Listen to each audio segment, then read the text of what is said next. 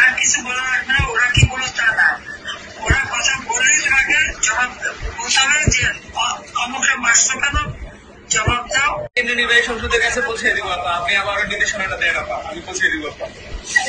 আবার এই যে নির্দেশনা দিচ্ছি আর কিছু বলা লাগবে না, ওরা কি বলো তা না, ওরা কথা বললেই তোমাকে জবাব বলতে হবে যে অমুকটা মারছো কেন, জবাব দাও।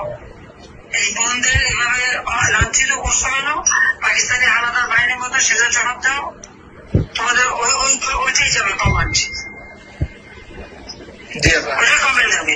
আমরা এখন অনলাইনে সরব থাকবো আর সেফ থাকবো সবাই, এইটুকু আপনার নির্দেশনা আপা। সবাই সেফ থাকতে হবে। হ্যাঁ জি আপা।